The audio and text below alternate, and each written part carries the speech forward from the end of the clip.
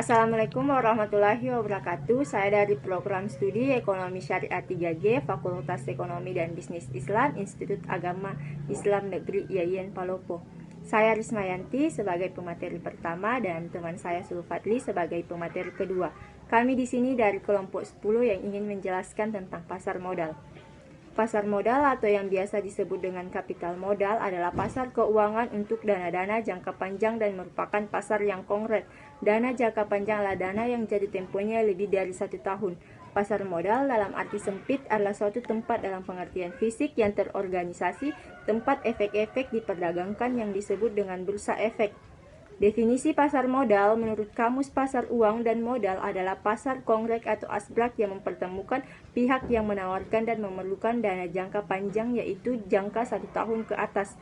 Sedangkan pengertian pasar modal menurut Undang-Undang Pasar Modal Nomor 8 Tahun 1995 yaitu sebagai suatu kegiatan yang bersangkutan dengan penawaran umum dan perdagangan efek, perusahaan publik yang berkaitan dengan efek yang diterbitkannya, serta lembaga profesi yang berkaitan dengan efek.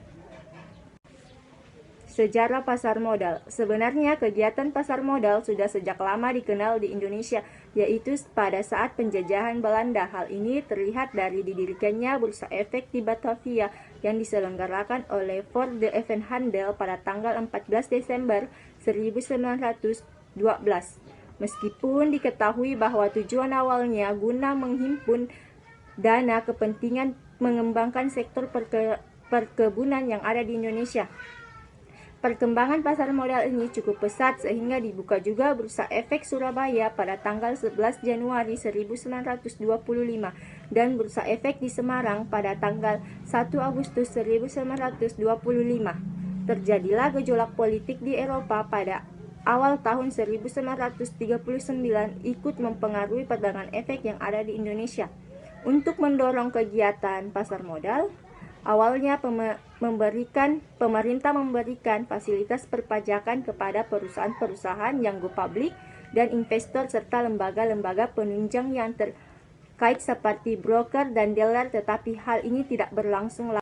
Faktor yang mempengaruhi pasar modal tidak lain adalah supply dan demand. Secara rinci, faktor yang mempengaruhi pasar modal itu supply sekuritas, berarti harus banyak perusahaan yang bersedia menerbitkan sekuritas di pasar modal. Demand akan sekuritas berarti terdapat anggota masyarakat yang memiliki dana yang cukup besar untuk sekuritas-sekuritas yang ditawarkannya. Kondisi politik dan ekonomi yang akan stabil akan ikut membantu pertumbuhan ekonomi yang pada akhirnya mempengaruhi besar kecilnya demand dan supply akan sekuritas. Itu ada masalah hukum dan peraturan. Pembeli sekuritas pada dasarnya mengandalkan diri pada informasi yang disediakan oleh perusahaan-perusahaan yang menerbitkan sekuritas. Jadi kebenaran informasi sangatlah penting. Peraturan yang melindungi permodalan dari informasi yang tidak benar menjadi mutlak diperlukan. Manfaat pasar modal bagi emiten yaitu jumlah dana yang dihimpun berjumlah besar. Dana tersebut diterima sekaligus pada saat pasar perdana selesai. Tidak ada confidence sehingga manajemen dapat lebih bebas dalam mengelola dana perusahaan. Solvabilitas perusahaan tinggi sehingga memperbaiki citra perusahaan. Ketergantungan emiten terhadap bank menjadi kecil. Sedangkan manfaat investor yaitu nilai investasi berkembang mengikuti pertumbuhan ekonomi. Peningkatan tersebut terlihat pada meningkatnya harga saham yang mencapai kapital gain. Memperoleh dividen bagi mereka yang memiliki atau memegang saham dan bunga yang mengambang bagi pemegang obligasi. Dana sekaligus melakukan investasi dalam beberapa instrumen yang mengurangi risiko. Selanjutnya dibawakan oleh pemateri kedua. Baik, selanjutnya ada jenis-jenis pasar modal. Ada beberapa jenis pasar modal, yaitu yang pertama pasar perdana. Pasar perdana yaitu penjualan perdana efek atau penjualan efek oleh perusahaan yang menerbitkan efek sebelum efek tersebut dijual melalui bursa efek. Yang kedua yaitu pasar sekunder. Apa itu pasar sekunder? Pasar sekunder adalah penjualan efek setelah penjualan pada pasar perdana berakhir. Nah, pada pasar ini harga efek ditentukan berdasarkan kurs efek tersebut. Yang ketiga ada bursa paralel. Bursa paralel adalah perlengkapan dari bursa efek yang ada. Bagi perusahaan penerbit efek atau emiten dapat menjual efeknya melalui bursa, tetapi tetapi tidak semua efek yang diterbitkan oleh perusahaan yang menjual sahamnya kepada masyarakat atau go public dapat dijual di bursa efek ini.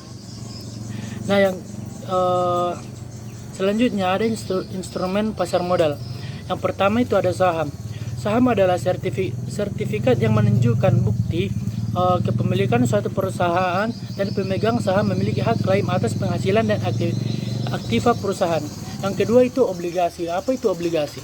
Obligasi adalah surat pengakuan hutang suatu perusahaan yang akan dibayar pada waktu jatuh tempo sebesar nilai nominalnya penghasilan yang diperoleh oleh obligasi berupa tingkat bunga yang akan dibayarkan oleh perusahaan penerbit obligasi tersebut pada saat jatuh tempo. Yang ketiga itu surat berharga turunan atau derivat. Selain dari dua jenis efek yang telah diuraikan di atas yang sudah banyak digunakan sebagai media hutang di Bursa Efek Indonesia, terdapat beberapa jenis efek yang juga merupakan instrumen pasar modal yang dapat digunakan sebagai media hutang seperti ada option, warrant, reksadana. Selanjutnya ada mekanisme pasar modal. Sebelum melakukan transaksi, investor harus terlebih dahulu menjadi nasabah di salah satu perusahaan efek yang menjadi anggota bursa. Seperti halnya dalam membuka tabungan di bank, harus ada minimal investasi awal yang ditempatkan.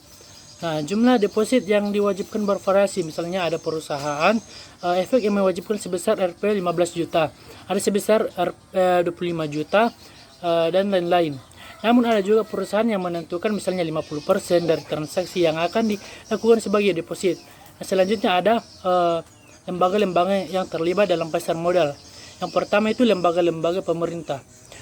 Lembaga-lembaga pemerintah ini atau badan pemerintah yang ditugaskan dan diperbantukan untuk mendukung dana memperlancar proses perdagangan efek di pasar modal, mulai dari rencana emisi sampai kepada penjualan efeknya. Adapun lembaga-lembaga pemerintah yang terkait dengan kegiatan di pasar modal tersebut adalah sebagai berikut. Ada BAPEPAN atau Badan Pelaksana Pasar Modal. Yang kedua ada Badan Koordinasi Penanaman Modal atau BKPM. Yang ketiga ada Departemen Teknis. Yang keempat Departemen Kehakiman. Selanjutnya adapun lembaga-lembaga swasta, yaitu lembaga-lembaga swasta yang mempunyai kaitan erat dengan pasar modal, antara lain yang pertama itu ada notaris. Maksudnya bagian A notaris, yaitu tugas notaris yaitu membuat berita acara RUPS. Yang kedua menyusun setiap keputusan dalam RUPS, meneliti keabsahan yang berkaitan dengan penyelenggara RUPS seperti keabsahan persiapan RUPS, keabsahan para pemegang saham. Ada yang terakhir itu peneliti perubahan anggaran. Nah, adapun yang kedua, peranan dibutuhkan untuk melakukan penilaian dan menentukan kelayakan dari laporan keuangan seperti neraca, laporan laba atau rugi, dan laporan perubahan modal emiten. Selanjutnya itu ada konsultan hukum.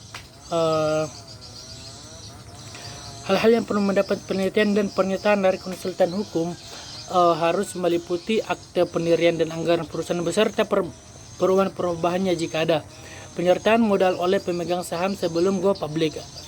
Adapun itu penilaian izin usaha, status kepemilikan dan aktiva perusahaan, perjanjian yang telah dibuat dengan pihak ketiga jika ada, kemungkinan ada gugatan atau tuntutan. Selanjutnya ada penilaian atau appraiser, ada juga konsultan efek. Itulah yang sempat saya bawakan pada makalah saya. Saya akhiri dengan ucapan Assalamualaikum warahmatullahi wabarakatuh.